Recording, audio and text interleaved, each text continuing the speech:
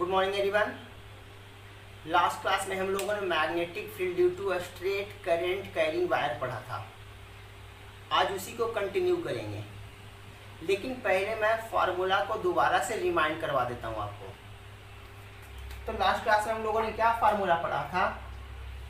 ये कोई straight current carrying wire है जिसके कारण वायर से डी डिस्टेंस पर अपने को मैग्नेटिक फील्ड फाइंड करना था।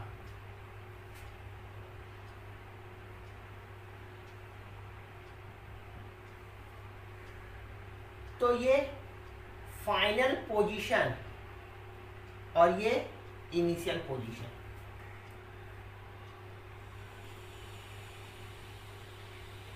अब याद करो, मैंने इंटीरियर एंगल के टर्म में भी फार्मूला बताया था, या इस एंगल के टर्म में भी। तो इसे अगर मैं θ1 इसे θ2 कर दूं तो बी एट पी कितना बताया था? μ0/4 πI/d cos θ1 प्लस cos θ2। और अगर मैं इसे अल्फा इसे बीटा कहूं तो इसके टर्म में मैंने कितना एक्सप्लेन किया था? μ0/4 πI/d sine alpha plus sign beta,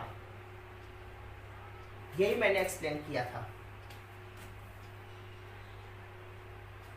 मैं हमेशा ये फार्मूला यूज करता हूं इस फॉर्मेट में, तो मैं हमेशा इसी से एक्सप्लेन करूंगा, लेकिन कभी इस फॉर्मेट में दे तो कंफ्यूज नहीं होना है। वो अल्फा और बीटा यहाँ वाला एंगल है, मैं इसके टर्म में एक्सप्लेन किया हूं। और कभी कभी बुक में अगर कहीं और कुछ दिया हुआ रहे तो इस फॉर्मेट में दे तो तुम इसको अल्फा और बीटा समझा करो। इस फॉर्मेट में लिखने में तुम्हें फार्मूला पर थोड़ा ज़्यादा ध्यान देना पड़ेगा, लेकिन इस फॉर्मेट से लिखने के लिए कुछ नहीं ध्यान देने की ज़रूरत है, हमेशा इंटीरियर एंगल। लेकिन इस फॉर्मेट में लिखने के लिए एक ऐसा जगह आएगा जहाँ पर एक एंगल पॉजिटिव और एक एंगल नेगेटिव होगा। वो कैसे रहेगा वो मैं दिखा देता हूँ। अगर यहाँ से तुम आगे बढ़ो तो सपोज तुम्हें मैग्नेटिक फील्ड यहाँ निकालने के लिए बोल दे इस वायर के कारण, तो initial position, final position. Wire को मैं एक्सटेंड कर लेता हूं ताकि मैं परपेंडिकुलर डिस्टेंस लिख सकूं। यही डी है मेरा। अब ये फार्मूला लगाना है तो मेरा θ1 यहाँ है और θ2 ये है, जो कि बहुत आसानी से ज्योमेट्री के अकॉर्डिंग फाइंड कर लेंगे हम लोग। अगर मैं इसके अकॉर्डिंग चलूं तो तुम्हारा अल्फा और बीटा कहाँ है? अच्छा, यहाँ पर बीटा का मतलब ये, इससे देखना अपने को, तो ये बीटा और ये अल्फा। अब यहाँ ध्यान देने वाली बात है कि एक एंगल क्लॉकवाइज है, एक एंगल एंटी क्लॉकवाइज है, इसलिए दोनों मैंने पॉजिटिव लिखा है। अगर दोनों क्लॉकवाइज हो या दोनों एंटी क्लॉकवाइज हो तो एक पॉजिटिव और दूसरा नेगेटिव लिखेंगे। कैसे? यहां से देखो तो तुम्हारा अल्फा और बीटा कौन है? इसी से तो देखना है, इसी से देखना रहता है एंगल। तो इनिशियल पोजीशन के लिए भी ये एंगल और फाइनल पोजीशन के लिए ये एंगल। तो फाइनल पोजीशन वाला के लिए एंगल था बीटा और इनिशियल के लिए था अल्फा। इनिशियल जिधर से करंट जाता है वो इनिशियल, और जहां करंट जाता है वो फाइनल। फाइनल पोजीशन के corresponding angle beta, initial position के कॉरेस्पॉन्डिंग एंगल अल्फा। अब इस फॉर्मूला से देखोगे तो इसके क्लॉकवाइज के अकॉर्डिंग, ये क्लॉकवाइज इसलिए मैंने पॉजिटिव लिखा है, ये एंटी क्लॉकवाइज इसलिए पॉजिटिव लिखा है। तो ये तो पॉजिटिव लिख देंगे बीटा को, लेकिन अल्फा को यहाँ नेगेटिव लिखेंगे इसके अकॉर्डिंग, क्योंकि यहाँ पर एंटी क्लॉकवाइज है तो पॉजिटिव लिखा है, क्लॉकवाइज है तो नेगेटिव लिखूंगा। तो यहाँ से मैं क्या लिख सकता हूँ इसके लिए? Magnetic field μ0/4 πI/d sine beta minus sine alpha. तो बस यही ध्यान रखना है और कुछ नहीं। ये तो पॉजिटिव था, क्लॉकवाइज के लिए मैंने पॉजिटिव लिखा, ये एंटी क्लॉकवाइज था तो पॉजिटिव लिखा, क्लॉकवाइज है तो नेगेटिव लिखूंगा। तो इसमें यही कंफ्यूजन से बच जाओगे तो कोई दिक्कत नहीं होगा। इसीलिए तुम चाहो तो सिर्फ इस फार्मूला पर स्टैंड रहो, हमेशा इसी का यूज करो, इधर जाने की कोई जरूरत नहीं है। लेकिन फिर भी अगर इधर से सोचना चाहते हो तो ऐसे सोचना। अब मैं आगे बढ़ जाता हूं।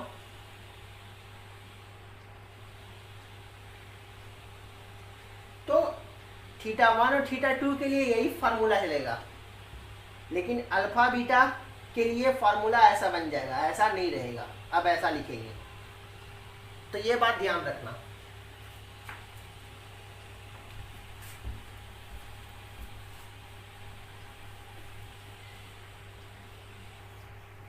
अब क्या हम लोग सीखने जा रहे हैं, ये कोई करेंट कैरिंग वायर है, उसके कारण इसी लाइन पर किसी पॉइंट पर मुझे मैग्नेटिक फील्ड चाहिए।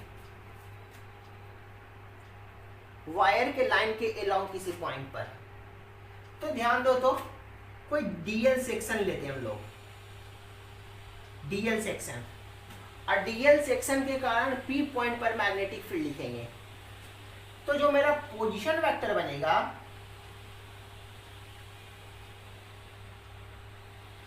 पोजीशन वेक्टर और डीएल के बीच का एंगल देख लो 0 degree.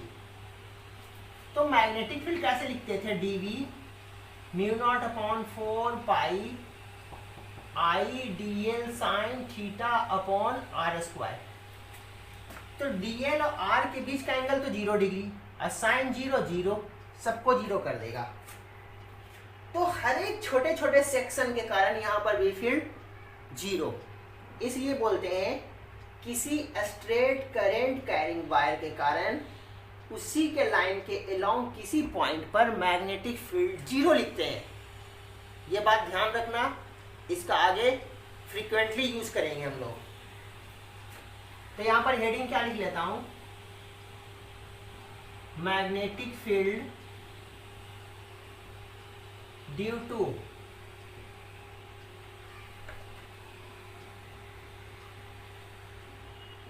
Straight current carrying wire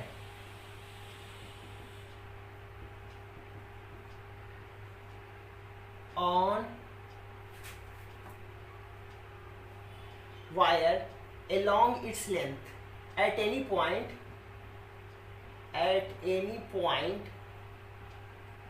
along its length।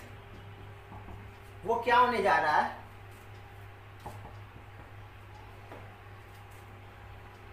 तो हर एक डीएल लेंथ के कारण इस पॉइंट पर मैग्नेटिक फील्ड 0। तो बोल सकते हैं पूरे वायर के कारण उसके लाइन के अलोंग किसी पॉइंट पर मैग्नेटिक फील्ड 0 होता है। तो क्लियर हो गया बात कि magnetic field due to a straight carrying wire at any point along its length will be क्या होगा, इसके आगे भी ये तो हेडिंग है, लैंग्वेज में लिखना होगा तो सेम पॉइंट ही लिख लेंगे। Magnetic field due to a straight current carrying wire at any point along its length will be 0। तो ये बात ध्यान रखना कि किसी वायर के कारण उसके लेंथ के अलोंग किसी भी पॉइंट पर मैग्नेटिक फील्ड 0 होता है।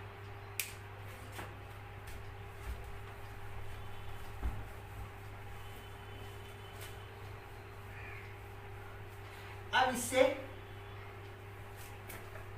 इसको आगे बढ़ाते हैं हम लोग। जो मैंने अभी फार्मूला ऑब्टेन किया उसके हेल्प से किसी पार्टिकुलर लेंथ के लिए हम लोग मैग्नेटिक फील्ड फाइंड करेंगे। ये तो जनरल फार्मूला था अभी। अब हम लोग किसी पार्टिकुलर लेंथ के लिए, पार्टिकुलर लेंथ में सबसे पहले लॉन्ग वायर, इनफाइनाइटली लॉन्ग, जिसको सिर्फ लॉन्ग भी बोल सकते हैं। तो पहला क्या है, एप्लीकेशन कर रहे हैं फार्मूला का, एप्लीकेशन। तो एप्लीकेशन में पहला क्या है, magnetic field due to long straight wire long है, इनफाइनाइटली लॉन्ग, तो याद करो इनफाइनाइटली लॉन्ग के लिए क्या हो जाएगा तुम्हारा फार्मूला, θ1 θ2। अगर ये इनफाइनाइट तक गया तो θ2 जीरो हो जाएगा, और ये भी इनफाइनाइट तक गया तो θ1 भी जीरो हो जाएगा। तो क्या लिखेंगे,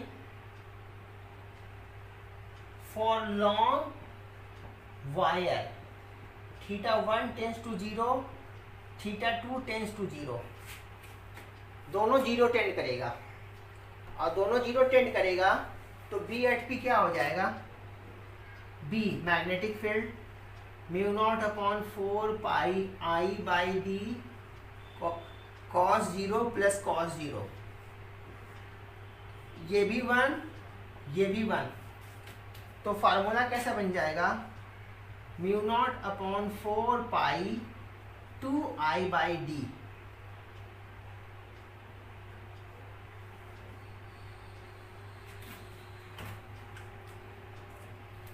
ये फार्मूला हो जाएगा। तो आगे से तुम ध्यान रखना कि long straight current carrying wire के कारण मैग्नेटिक फील्ड डी डिस्टेंस पर इतना होता है, क्योंकि cos θ1 भी जीरो, θ2 भी जीरो, तो दोनों का वैल्यू 1 और 1 2। अब हम लोग करने जा रहे हैं सेमी इनफाइनाइट। अभी तो इनफाइनाइट के लिए किया था, अभी करेंगे हम लोग सेमी इनफाइनाइट।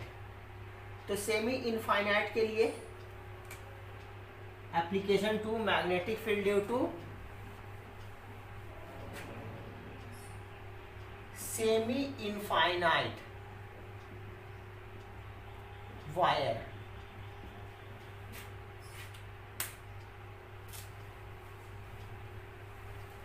सेमी इनफाइनाइट के कारण पहले मैं डायग्राम दिखा देता हूं। सेमी इनफाइनाइट जनरल कैसा था, डी θ1 θ2। सेमी इनफाइनाइट इधर, तो ये इधर इनफाइनाइट तक चला गया, इनफाइनाइट तक जाएगा ये, तो θ2 क्या हो जाएगा, जीरो को टेंड करेगा। देख लो बहुत दूर तक चले जाएंगे तो ये एंगल जीरो के पास चला जाएगा। और सेमी इनफाइनाइट करने का मतलब ये वायर इधर तो इनफाइनाइट तक है, लेकिन इधर यहीं तक है, ये नहीं है, ये नहीं है। तो जो पहला पोजीशन डीएल का आर से बनेगा वो देखो यही बनेगा। तो θ1 कितना हो जाएगा मेरा, 90 डिग्री। यही सेमी इनफाइनाइट। यहां पर भी फील्ड फाइंड करना है तो वायर यहां से लेकर के इनफाइनाइट तक रहेगा, सेमी इनफाइनाइट। तो θ2 क्या हो जाएगा, जीरो को टेंड करेगा, और θ1 90 को। तो बोल सकते हैं हम लोग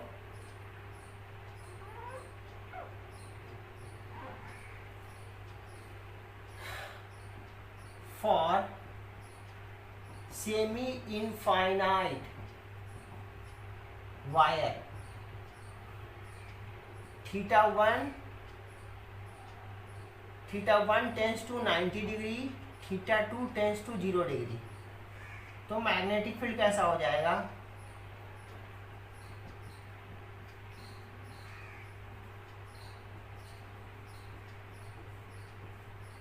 θ1 cos 90 क्या हो जाएगा, 0, और cos 0 कितना हो जाएगा, 1। तो अपना फार्मूला कैसा बन जाएगा, μ0/4 पाई 0 प्लस 1 यानी कि I बाई डी।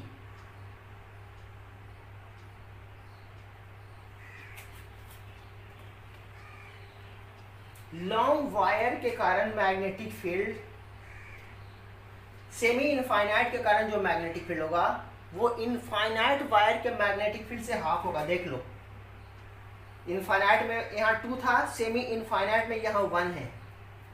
तो कह सकते हैं कि सेमी इनफाइनाइट के कारण जो मैग्नेटिक फील्ड होगा वो इनफाइनाइट वाले से हाफ होगा। या कह सकते हैं कि एक सेमी इनफाइनाइट इधर और एक सेमी इनफाइनाइट इधर मिल करके इनफाइनाइट वायर, और इनफाइनाइट के कारण मैग्नेटिक फील्ड इसका डबल, यहाँ 2 कर देंगे, इनफाइनाइट के कारण magnetic field.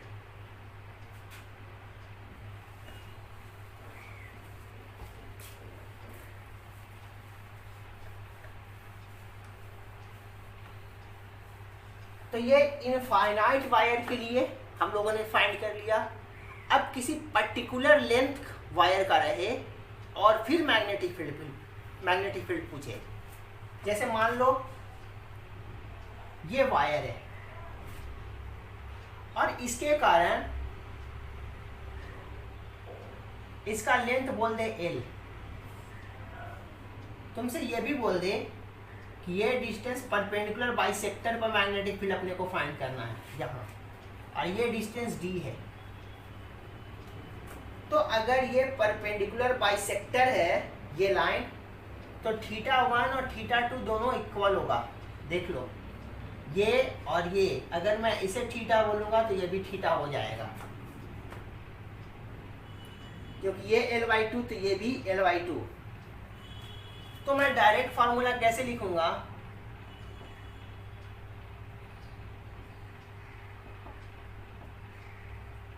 cos θ1 plus cos θ2 यानी 2 cos θ। दोनों के लिए तो cos θ ही है, cos θ1 प्लस cos θ2, 2 cos θ। अब cos θ का वैल्यू कैसे लिखूंगा?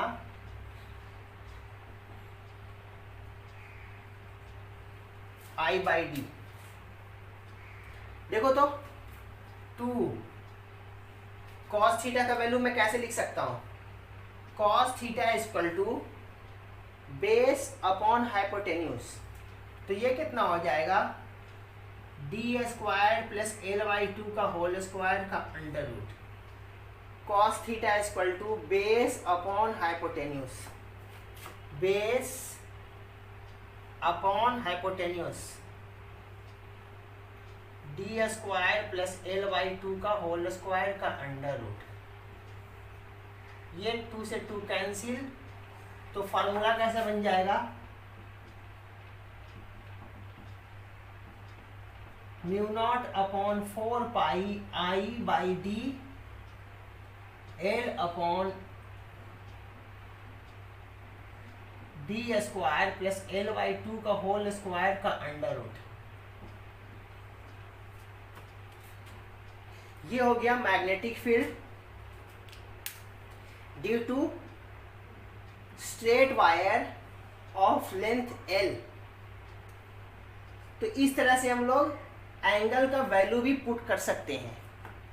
अब देख लो ये क्वेश्चन बहुत ही आसान तब हो जाता जब ऐसा रहता कि एक स्क्वायर रहता, ये वायर स्क्वायर शेप में होता, वायर स्क्वायर शेप में होता और सेंटर पर भी फील्ड निकालने के लिए होता। तो देख लो ये दोनों एंगल 45 होता। वो भी मैं कर देता हूं, तो मैं करने जा रहा हूं वही केस।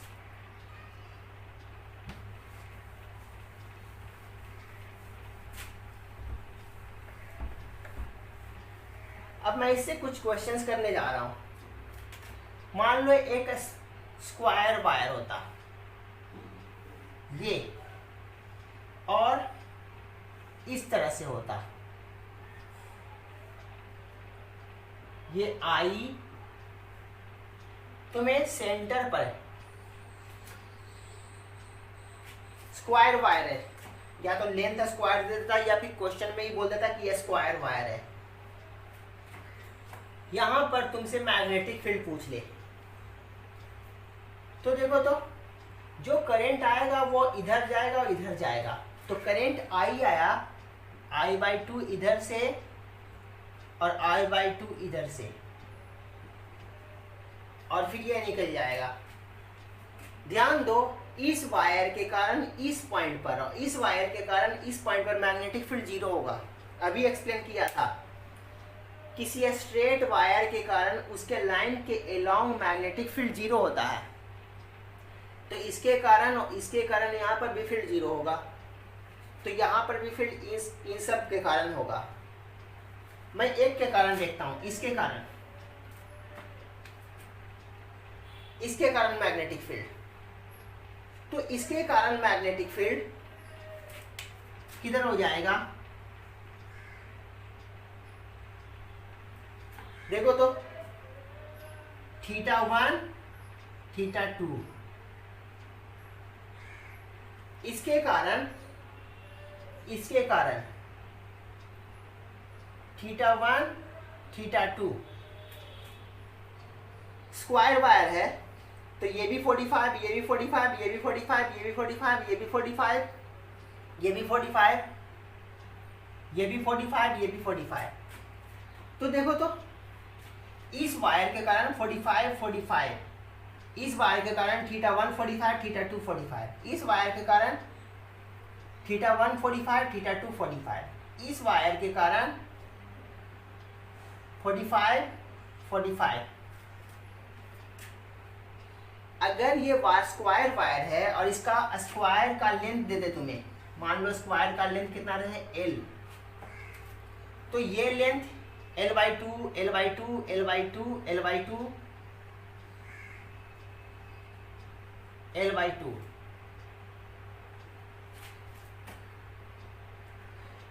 तो इसके कारण भी बहुत आसानी से लिखेंगे, इसके कारण भी बहुत आसानी से लिखेंगे, इसके कारण भी, चारों का कारण तुमको अपने को पता है। लेकिन चारों का डायरेक्शन किधर, तो डायरेक्शन मैंने एक्सप्लेन किया था, याद करो कैसे किया था मैंने एक्सप्लेन।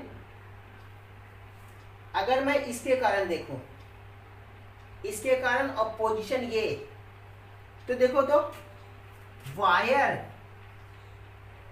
वायर का डीएल लेंथ, कोई भी डीएल ले लो तुम, पूरा वायर को ले लो, या फिर स्ट्रेट है तो पूरे वायर भी ले सकते हो, नहीं तो कोई डीएल भी ले सकते हो, डीएल और आर।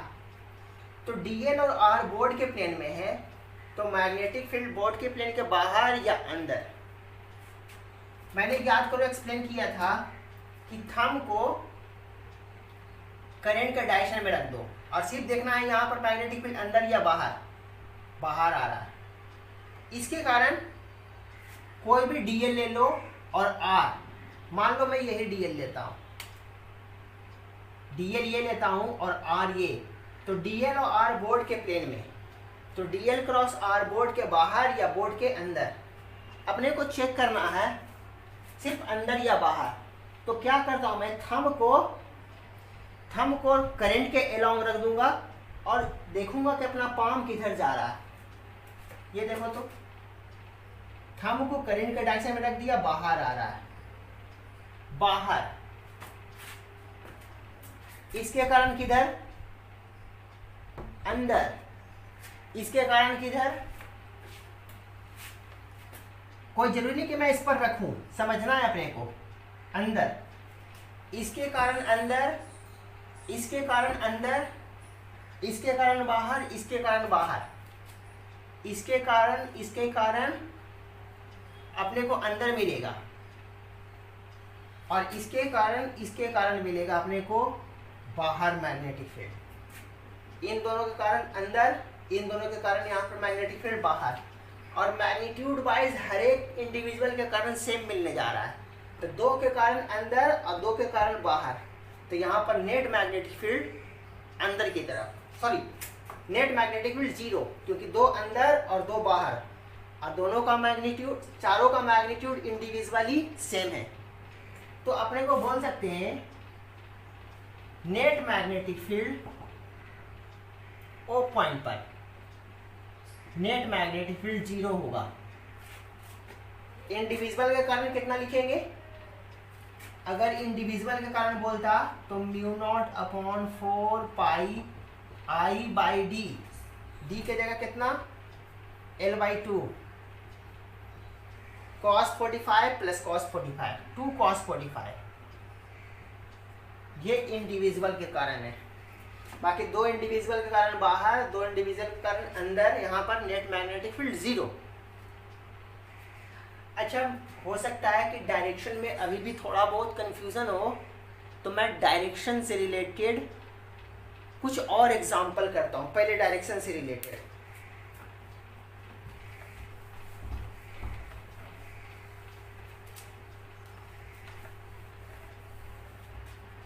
सपोज ये वायर है, मुझे यहां पर भी फील्ड चाहिए, डायरेक्शन देखना है। तुम डीएल कोई भी देख लो, डीएल यही देख लो, आर ये देख लो। डीएल और आर बोर्ड के प्लेन में, तो बोर्ड के प्लेन के बाहर या बोर्ड के प्लेन के अंदर, क्योंकि डीएल और आर बोर्ड के प्लेन में है, तो तुम्हें डायरेक्शन कितना देखना है, डीएल क्रॉस आर, इसका डायरेक्शन डीएल से आर की तरफ, डीएल से आर की तरफ बाहर। नहीं तो तुम, मैंने बताया है कि बोर्ड के प्लेन में दोनों है, तो थंब को सिर्फ अपने को चेक करना बाहर या अंदर। देख लो बाहर, बाहर की तरफ, ये यहां, यहां देखना है डीएल ये, आर ये। डीएल कोई भी देख लो, दोनों बोर्ड के प्लेन में है, तो बोर्ड के प्लेन के परपेंडिकुलर डीएल क्रॉस आर, या तो अंदर या बाहर। किधर देखना अपने को, अंदर जाएगा ये, तो यहां पर भी फील्ड अंदर, यहां पर भी फील्ड बाहर की तरफ। अब मैं करेंट कैरिंग वायर को बोर्ड के प्लेन के परपेंडिकुलर डायरेक्शन में रखता हूं। सपोज करेंट कहां जा रहा है, अंदर जा रहा है, ये करेंट है, करेंट अंदर जा रहा है, मुझे यहां पर भी फील्ड चाहिए।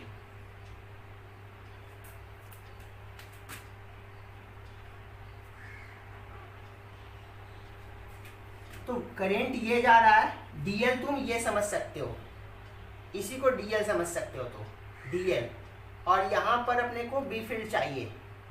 तो देखो, तो पोजीशन वेक्टर ये और डीएल ये, पोजीशन वेक्टर और डीएल को कंटेन करने वाला प्लेन ये, और इस प्लेन के परपेंडिकुलर या तो ऊपर या नीचे। तो कैसे देख रहे थे, डीएल क्रॉस आर, डीएल अंदर है, डीएल अंदर और ये आर है, तो डीएल से आर की तरफ, डीएल से आर की तरफ नीचे हो रहा है। और अगर मैं थंब का यूज करूं, सिर्फ अपने को चेक करना है नीचे या ऊपर, क्योंकि डीएल और आर को कंटेन करने वाला प्लेन हॉरिजॉन्टल, तो मैग्नेटिक फील्ड ऊपर या नीचे। देख लो, करंट अंदर था, नीचे जा रहा, तो यहां पर भी फील्ड किधर, नीचे। यहां पर भी फील्ड किधर, यहां पर भी फील्ड, करंट अंदर, ऊपर।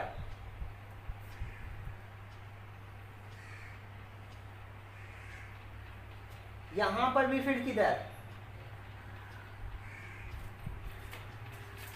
करंट अंदर, उधर जाएगा, क्योंकि देख लो पोजीशन वेक्टर के परपेंडिकुलर होना चाहिए, ये पोजीशन वेक्टर है। इधर यहां पर भी फील्ड किधर, इधर मेरी तरफ।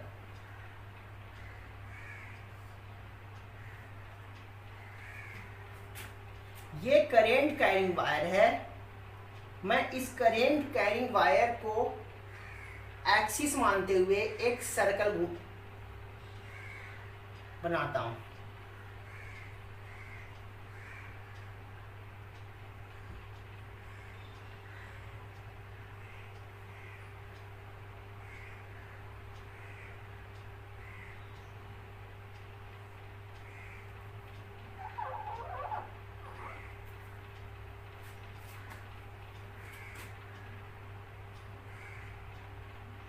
इस करेंट कैरिंग वायर के कारण इस सर्कल पर कहीं भी तुम मैग्नेटिक फील्ड देखोगे, टेंजेंशियली तुम्हें मिलेगा।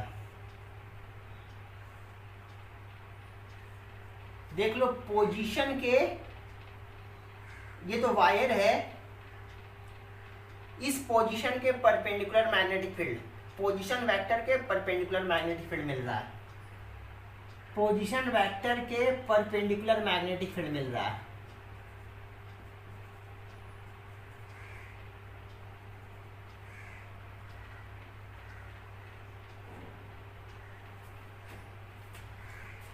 तो ये करंट अगर अंदर जा रहा है तो याद करो मैंने ये भी बताया था कि स्ट्रेट करंट कैरिंग वायर के कारण मैग्नेटिक फील्ड सर्कुलर मिलता है।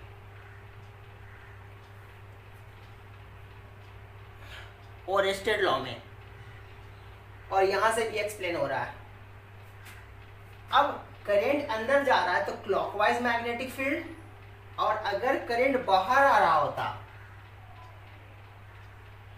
करंट बाहर आ रहा होता तो मैग्नेटिक फील्ड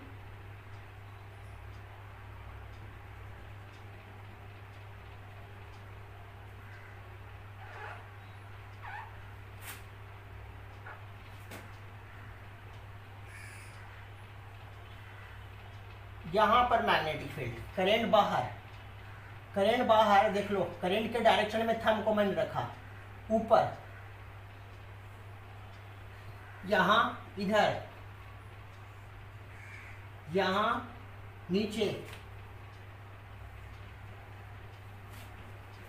यहां, इस तरफ, पोजीशन वेक्टर के परपेंडिकुलर।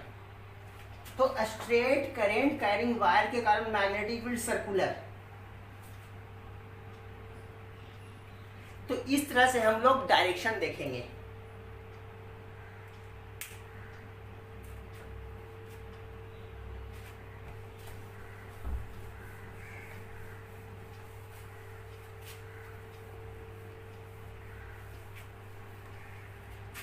तो मैं फिर से एक बार एक्सप्लेन कर रहा हूं कि स्ट्रेट करंट कैरिंग वायर, मान लो यही वायर है, इस वायर के कारण ऊपर की तरफ करंट ऊपर की तरफ है, यहां पर मैग्नेटिक फील्ड चाहिए, पोजीशन वेक्टर ये, इसके परपेंडिकुलर मैग्नेटिक फील्ड, और डीएल और पोजीशन वेक्टर को कंटेन करने वाला प्लेन ये, इस प्लेन के परपेंडिकुलर इधर या इधर।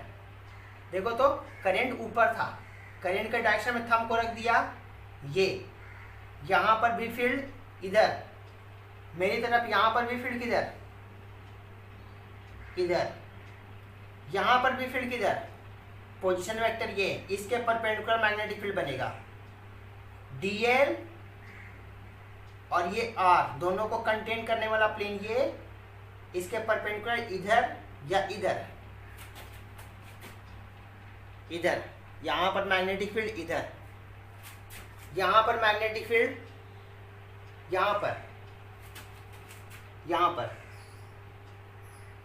Are vector, position vector, DL, plane ये, इस प्लेन के परपेंडिकुलर इधर या इधर, इधर मैग्नेटिक फील्ड। तो सर्कुलर करंट ऊपर है तो मैग्नेटिक फील्ड देख लो इसी लाइन के लॉन्ग, टेंजेंट के लॉन्ग होगा, ये ऊपर से देखने पर एंटी क्लॉकवाइज रहेगा मैग्नेटिक फील्ड, ये लाइन, नीचे से देखने पर ये, ऊपर से देखने पर ये। तो मैंने मैग्नेटिक फील्ड का डायरेक्शन भी तुम्हें एक्सप्लेन कर दिया। अब मैं कुछ और क्वेश्चंस करता हूं स्ट्रेट करंट कैरिंग वायर से। एक तरह का ऐसा क्वेश्चन आता है कि कोई लॉन्ग वायर है, ऐसी बार में क्वेश्चन वो गिवन है, लॉन्ग वायर है, उसको इस तरह से मोड़ दिया गया, लॉन्ग वायर है ये, इसको मान लो ये एंगल अल्फा एंगल से बेंड कर दिया गया वायर को। तुमसे पूछेगा जिस पॉइंट पर बेंड किया गया है उससे एक्स डिस्टेंस पर, उससे एक्स डिस्टेंस पर along the angle bisector, along the angle bisector x distance पर, मतलब इस पॉइंट पर मैग्नेटिक फील्ड का वैल्यू क्या होगा। मान लो डायरेक्शन तुमसे पूछेगा नहीं क्योंकि करंट कुछ दिया हुआ, करंट का डायरेक्शन एग्जैक्टली नहीं बताया रहेगा, करंट मान लो आई है, तो करंट यही लेता हूं, तो यहां पर मैग्नेटिक फील्ड का मैग्नीट्यूड मैं कैसे लिखूंगा, ध्यान से देखना। इस वायर के कारण मैं लिखना चाहता हूं, तो इस वायर के कारण परपेंडिकुलर डिस्टेंस तो यही बनेगा, और इस वायर के कारण परपेंडिकुलर डिस्टेंस ये बनेगा। दोनों के लिए सेम वैल्यू मिलने जा रहा है। अब कैसे लिखेंगे ये वैल्यू और ये वैल्यू, ये डिस्टेंस x है, ये अल्फा बाई 2 और ये भी अल्फा बाई 2।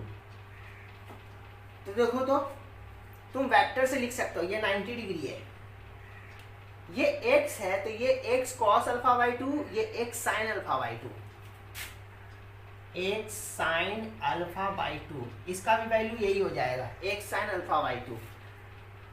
तुम वेक्टर से देख लो या राइट एंगल ट्राइंगल से, ये एंगल पता है, इसके लिए ये परपेंडिकुलर, ये हाइपोटेन्यूस, ये बेस, या फिर वेक्टर से देख लो या राइट एंगल ट्राइंगल से देख लो। तो ये वाला x साइन अल्फा बाई 2, इसके कारण बी फील्ड के लिए अल्फा 1 थीटा 1 कितना, देखो तो थीटा 1 0 डिग्री, इनफाइनाइट से ये आ रहा है, लॉन्ग वायर है, थीटा 1 0, थीटा 2 अल्फा बाई 2। इस वायर के लिए थीटा 1 कितना, अल्फा बाई 2, और थीटा 2 कितना, 0। इसके लिए थीटा 1 0, थीटा 2 अल्फा बाई 2, इसके लिए थीटा 1 अल्फा बाई 2, थीटा 2 0। तो पहले कुछ भी लिखो, कोई फर्क नहीं पड़ता, या तो 0 लिखो पहले, या बाद में अल्फा बाई 2 लिखो, या पहले अल्फा बाई 2 लिखो बाद में 0 लिखो, यानी दोनों के लिए मैग्नीट्यूड सेम बनने जा रहा है। अब रहा डायरेक्शन का, तो इसके कारण और इसके कारण यहां पर भी फील्ड देखना है। इसके कारण बाहर देख लो, बाहर, इसके कारण किधर होगा, थंब रख दिया इधर, बाहर, इसके कारण भी बाहर और इसके कारण भी बाहर, दोनों के कारण बाहर होने जा रहा है।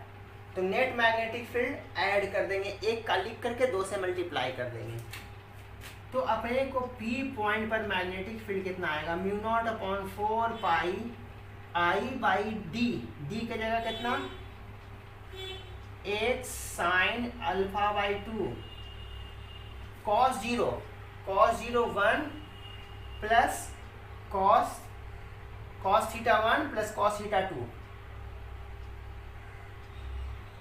ये, और दोनों के कारण, एक के कारण ये लिखा है, दोनों के कारण एक ही डायरेक्शन है, इसलिए दोनों को मैं ऐड कर दूंगा। ये नेट मैग्नेटिक फील्ड हो गया इस पॉइंट पर।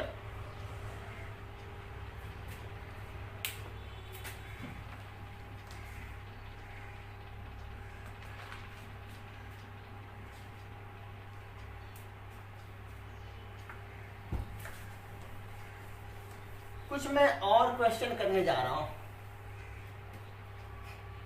वायर को बोर्ड के प्लेन में ना लेकर के बोर्ड के प्लेन के परपेंडिकुलर डायरेक्शन में लेता हूं। मान लो एक वायर मैं ये लेता हूं और एक वायर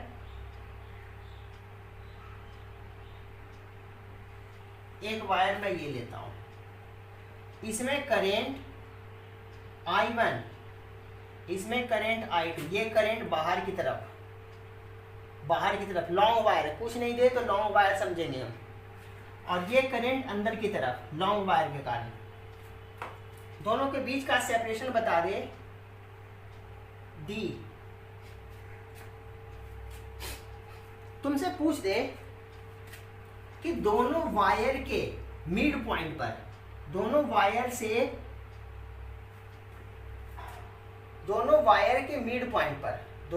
के मिड पॉइंट पर, यहां पर दोनों वायर से सेम डिस्टेंस, देख लो मिड पॉइंट पर मैग्नेटिक फील्ड क्या होगा यहां पर, तो ये d/2, ये भी d/2।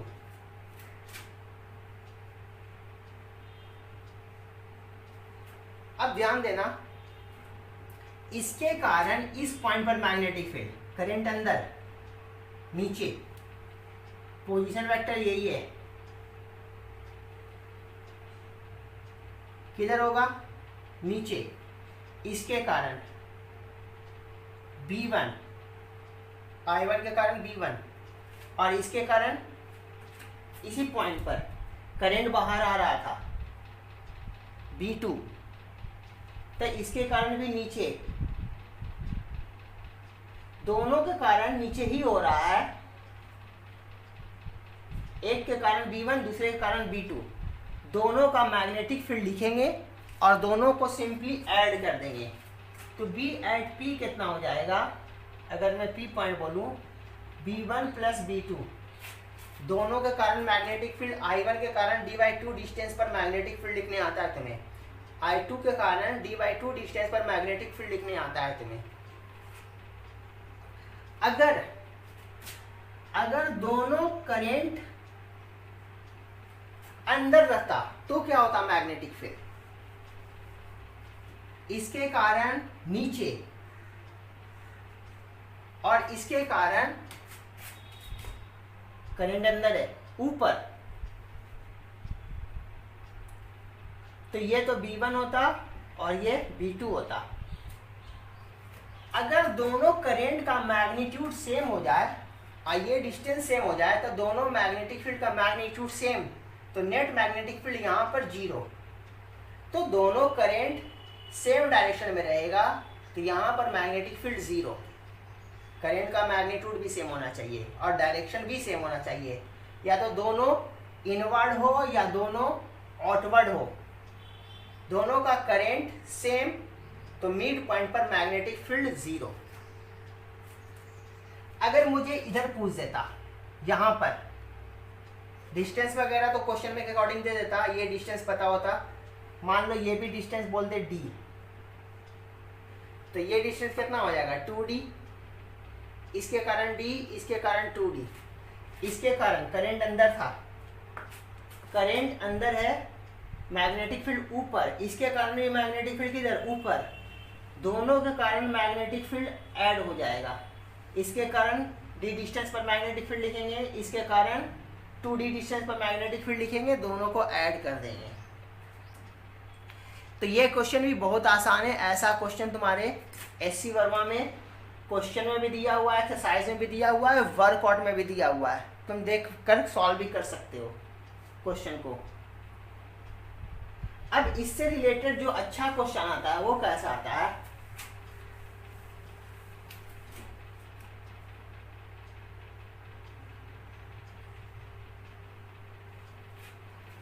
देख लो D डिस्टेंस पर है, दोनों बोल देगा, दोनों मान लेते हैं I अभी सेम ही मान लेता हूं मैं, दोनों करंट इनवर्ड है। तुमसे क्वेश्चन बोल देगा कि इस वायर, दोनों वायर से D डिस्टेंस पर मैग्नेटिक फील्ड फाइंड करो, इस वायर से भी D डिस्टेंस पर और इस वायर से भी D डिस्टेंस पर। तो दोनों वायर से D डिस्टेंस पर मतलब तीसरा पॉइंट ऐसा बनेगा कि ये D और ये D, तो कैसा दिखेगा तुम्हें, ये इक्विलैटरल ट्रायंगल जैसा दिखेगा, ये D, ये D, ये D। तो दोनों वायर से उतना ही डिस्टेंस पर, जितना डिस्टेंस पर दोनों वायर है, मैग्नेटिक फील्ड निकालना, मतलब यहाँ की बात कर रहा होगा या कहीं इधर की बात कर रहा होगा। तो मैं यही देखता हूं। तो देखो, तो इस वायर के कारण मैग्नेटिक फील्ड क्या हो जाएगा, पोजीशन के परपेंडिकुलर, इसके परपेंडिकुलर। अच्छा, ये एंगल तो 60 डिग्री है, 60, 60, 60, तो इससे परपेंडिकुलर, इसके कारण मैग्नेटिक फील्ड इधर पोजीशन के पर, इसके परपेंडिकुलर, मतलब इधर कहीं होगा, इससे 90 डिग्री पर magnetic field B, current same रहेगा तो इसके कारण भी मैग्नेटिक फील्ड B ही होगा। और डायरेक्शन किधर, देखो तो पोजीशन के परपेंडिकुलर, इसके परपेंडिकुलर, इसके परपेंडिकुलर,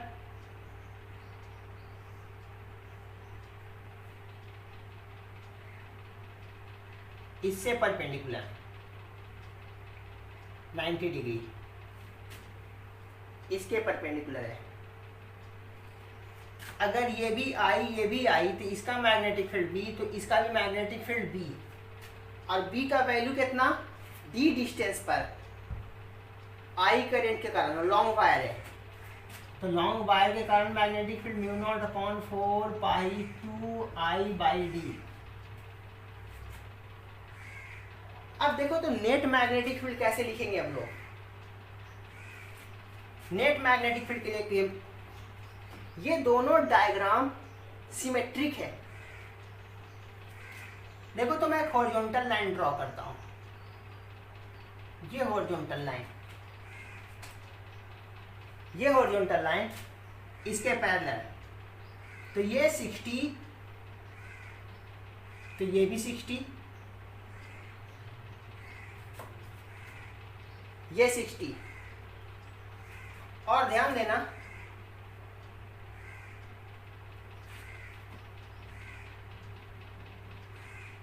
ये 60 है और ये 90 है, तो ये देखो तो ये 30 होगा, 30 होगा, ये 30 डिग्री। ज्योमेट्री से ये भी 30, ये कितना होना चाहिए, ये ध्यान देना, ये 60 था, कहाँ गया, ये 60, ये भी 60, ये वाला एंगल मेरा 90 है, और ये भी क्या है 90, ये 60 और ये पूरा का पूरा, ये पूरा का पूरा 90, और ये ऑलरेडी 60 है,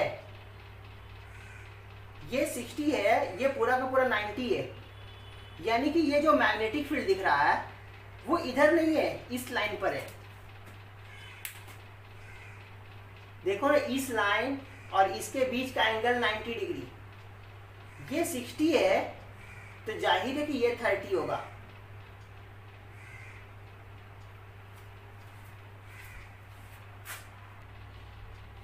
अच्छा, ये एंगल जो मैं ले रहा हूं 60, ये 60 मैं गलत बोल रहा हूँ, ये 60 नहीं होगा, क्योंकि ये जो लाइन है, ये जो मैग्नेटिक फील्ड का लाइन जो है वो इसके अलोंग है, ये मैं नहीं कर सकता, इसलिए ये 60 नहीं बोलूँगा मैं इसको, क्योंकि ये मैग्नेटिक फील्ड इसके अलोंग नहीं है, इसके परपेंडिकुलर है। अब इसके परपेंडिकुलर है तो ये लाइन इसके अलोंग है या नहीं है, हम कैसे डिसाइड करेंगे। तो अपने को ये तो पता है, ये 60, ये 60, ये 60, ये 60 और ये दोनों परपेंडिकुलर, ये दोनों परपेंडिकुलर, तो ये 60 तो ये 30, ये 30 होगा। और अपने को ये भी पता है कि इन दोनों के बीच का एंगल, इन दोनों के बीच का एंगल 90 डिग्री, क्योंकि इससे परपेंडिकुलर है मैग्नेटिक फील्ड, इससे परपेंडिकुलर है मैग्नेटिक फील्ड। ये 60 तो ये 60 तो होगा, ये 60 होगा, ये 60, तो जाहिर है ये वाला एंगल 30 डिग्री होना चाहिए, ये वाला एंगल 30 डिग्री होना चाहिए, क्योंकि ये 60 है और इनके बीच का एंगल 90 डिग्री, तो ये 60 तो ये 30, यानी कि इसको मैं थोड़ा झुका के दिखाता हूँ, क्योंकि अपने को नाप कर मैंने मैग्नेटिक फील्ड नहीं बनाया है, ऐसे कुछ मैग्नेटिक फील्ड है, ये है। तो अपने को ये क्लियर हो गया कि ये वाला एंगल 30 डिग्री है और ये एंगल 60 डिग्री, ये 30 है तो ये भी 30 है, ये 30 है। अब देखो बहुत आसानी से पता चल गया, इन दोनों का हॉरिजॉन्टल कंपोनेंट ऐड होगा और वर्टिकल कंपोनेंट कैंसिल आउट हो जाएगा। तो अपने को इस पॉइंट पर जो नेट मैग्नेटिक फील्ड मिलने जा रहा है B at P mu not upon 4, इसको मैं बी नॉट बोल देता हूं, तो कितना हो जाएगा बी नॉट कॉस 30, इसका और इसका भी ये कंपोनेंट दोनों ऐड हो जाएगा और वर्टिकल वाला कैंसिल हो जाएगा, ये बनेगा cos 30 होता है √3/2, तो √3/2 और यहाँ से 2, तो बन जाएगा √3 बी नॉट, यानी कितना √3 mu not upon 4 pi 2 I by D. ये मैग्नेटिक फील्ड होगा। अगर दोनों का करंट अंदर की तरफ रहा तो इसको तुम घर पर बैठकर बहुत अच्छे से देखना। मैं फिर से एक बार एक्सप्लेन कर देता हूँ। इसके परपेंडिकुलर मैग्नेटिक फील्ड ये और इसके परपेंडिकुलर मैग्नेटिक फील्ड ये, क्योंकि पोजीशन के परपेंडिकुलर मैग्नेटिक फील्ड होता है। ये 60 है तो जाहिर है ये 30 होगा, ये 30 होगा। और हम जानते हैं कि हॉरिजॉन्टल से ये लाइन 60 डिग्री बना रहा है। ये 60, अगर मैं कोई हॉरिजॉन्टल लाइन ड्रॉ करूं तो देखो तो ये ऑल्टरनेट एंगल बन रहा है। ये 60 तो ये 60, ये 30 मैंने एक्सप्लेन किया तो ये 30, यानी ये मैग्नेटिक फील्ड हॉरिजॉन्टल के साथ 30। अब इस पर आ जाओ, ये एंगल 90 डिग्री था, ये एंगल 90 डिग्री और ये ऑल्टरनेट एंगल से 60, तो जाहिर है ये वाला 30, क्योंकि दोनों के बीच का एंगल 90 डिग्री। ये 60 तो ये 30, यानी हॉरिजॉन्टल से ये भी मैग्नेटिक फील्ड 30 और हॉरिजॉन्टल से ये भी मैग्नेटिक फील्ड 30। तो इस तरह से हम लोग हॉरिजॉन्टल वाला ऐड कर लेंगे, वर्टिकल वाला कैंसिल आउट हो जाएगा। अब मैं ये वाला दिखाता हूँ केस कि एक अंदर करंट और एक बाहर करंट, तो कैसे देखेंगे।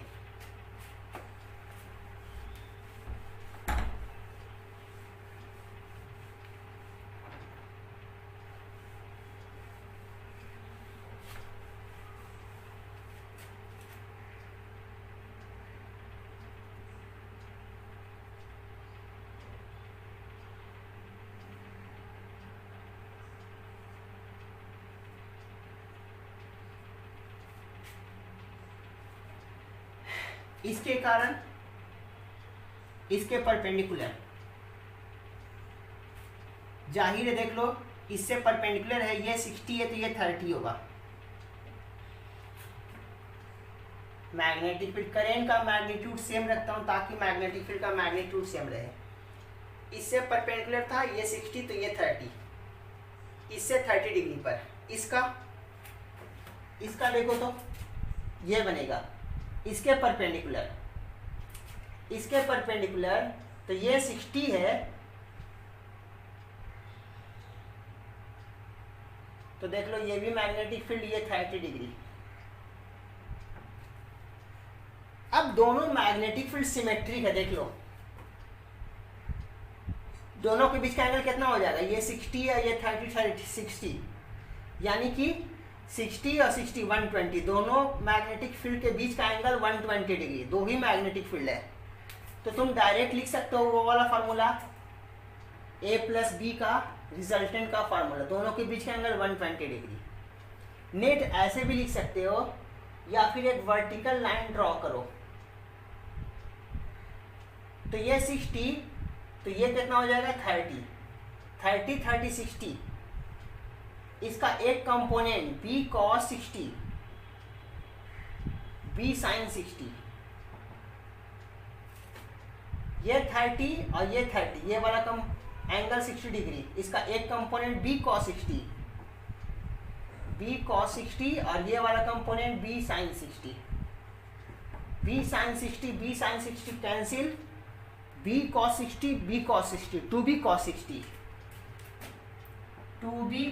60 cos 60 हाफ होता है, इंडिविजुअल के मैग्नेटिक फील्ड के बराबर यहाँ पर मैग्नेटिक फील्ड हो जाएगा।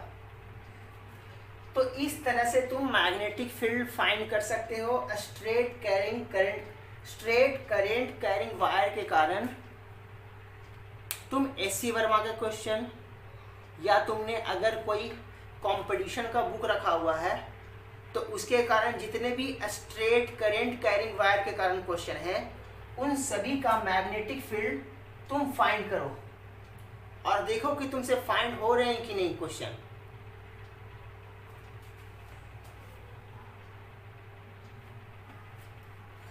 आज के लिए इतना ही करते हैं, अगले क्लास में आगे बढ़ाएंगे।